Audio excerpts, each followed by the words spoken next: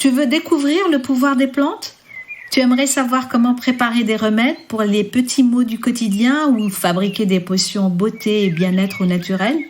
Tu souhaites tout simplement te connecter ou te reconnecter à la magie du monde végétal ?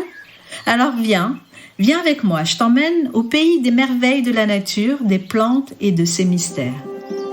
Je te présente Magie verte pour sorcières en herbe, notre nouveau rendez-vous hebdomadaire.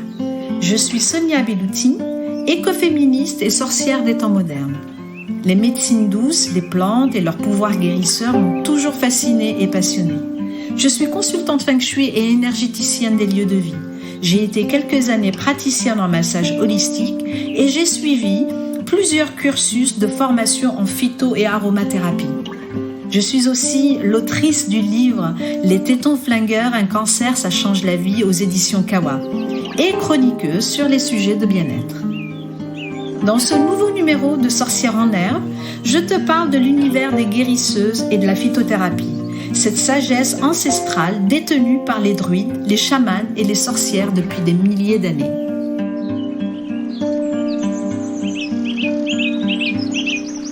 La sorcière incarne la femme affranchie de toutes les dominations, de toutes les limitations. Elle est un idéal vers lequel tendre. Elle montre la voie. Cette citation est extraite de l'excellent livre « Sorcières, la puissance invaincue des femmes » de Mona Chollet. Qui étaient donc ces sorcières, accoucheuses ou guérisseuses ? Les femmes ont toujours été soignantes. Sans titre ni diplôme, interdites pour la plupart d'accès aux livres, elles étaient pharmaciennes, botanistes, elles cultivaient des plantes médicinales dont elles se partageaient les secrets de leur utilisation. Elles apprenaient les unes des autres, de voisine à voisine, de mère en fille, de tante en nièce. C'étaient des guérisseuses, des phytothérapeutes autonomes, souvent les seules à pouvoir venir en aide aux femmes et aux pauvres. Ces femmes savantes ont été accusées des 1000 maux, de sorcellerie bien sûr, d'hérésie, de lubricité, de tous les crimes sexuels imaginables contre les hommes. Elles étaient accusées de posséder des pouvoirs magiques qui affectaient la santé et répandaient le mal, surtout quand il s'agissait d'obstétrique. Puisqu'elles étaient accoucheuses, elles étaient avorteuses, donc elles étaient tueuses de bébés livrés à Satan. Traitées de sorcières, c'est un terme utilisé par les autorités à l'époque de l'Inquisition, ces femmes puissantes, très puissantes, mais n'avaient pas de pouvoir. Elles étaient érudites, mais illettrées. Elles n'ont pas pu nous livrer leur histoire, et nous la connaissons malheureusement qu'à travers le prisme de leurs persécuteurs. Rappelle-toi, nous sommes les descendantes des sorcières qui n'ont pas été brûlées. Comme je le disais, les sorcières étaient botanistes et guérisseuses. Elles détenaient un savoir-faire médical, un savoir-faire unique, la phytothérapie.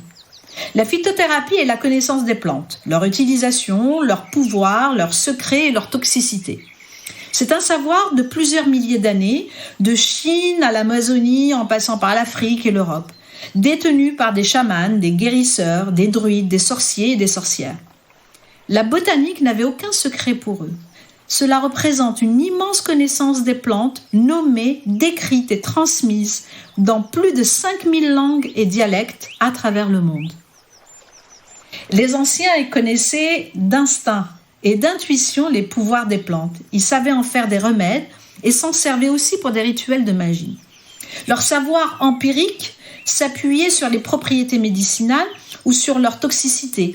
Ils ne pouvaient pas l'expliquer à l'époque de manière scientifique, mais ils le constataient et le vérifiaient par l'expérience. Ils savaient quelles plantes mettre dans les soupes, dans les breuvages, quelles plantes utiliser pour les tisanes et des décoctions, ou alors comment préparer avec certaines autres des onguents et des cataplasmes.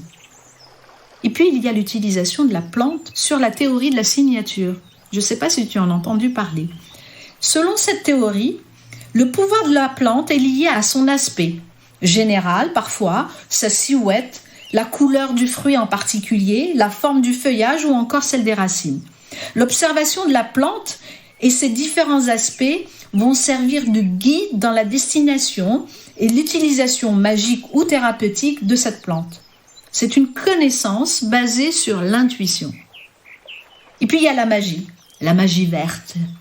Elle était intimement liée à la phytothérapie parce que les propriétés hallucinatoires, cicatrisantes, antiseptiques, anti-fièvre, purifiantes, occupaient une très large place dans les recettes magiques destinées à éloigner le mal, à protéger les humains des contagions ou à stopper les épidémies. Aujourd'hui, il existe une discipline que je trouve passionnante, une discipline scientifique qu'on appelle l'ethnopharmacologie. Cette discipline vérifie, démontre et valide les propriétés pharmacologiques des usages anciens et traditionnels des plantes à travers le monde entier. La chimie végétale a fait d'énormes progrès et le règne végétal, de nos jours, fournit pas moins d'un tiers des médicaments actuels. La capacité extraordinaire des plantes à fabriquer des molécules originales n'a pas fini de nous surprendre. Les plantes fascinent toujours. Elles n'ont pas encore livré tout leur mystère sur la façon dont elles agissent et nous traitent des maladies. On pourrait en parler des heures. Et d'ailleurs, j'aime à dire que si la médecine soigne, la nature guérit. De nos jours, en Europe, il existe une pharmacopée de près de 600 plantes qui sont identifiées pour leurs pouvoirs médicinaux et leurs principes actifs et leur toxicité. Parmi ces 600 plantes, il existe 148 plantes dites libérées. C'est un terme qui veut dire qu'on peut la vendre et la consommer librement. Souvent, ce sont des plantes médicinales à usage culinaire ou aromatique. La sauge, le persil, la menthe, toutes les variétés de mélisse. Et tu pourras découvrir certaines de ces plantes au fil de mes podcasts. Si tu as aimé ce numéro, si tu souhaites ne manquer aucun épisode, alors abonne-toi à Sorcière en herbe, la magie verte à portée de toutes, sur Apple Podcast ou toute autre plateforme d'écoute de ton choix. Tu peux aussi me suivre sur mon compte Insta Magie Verte, Sorcière en herbe, et y découvrir des infos et des astuces sur les plantes et les partager autour de toi. Je te donne rendez-vous au prochain numéro. À vendredi!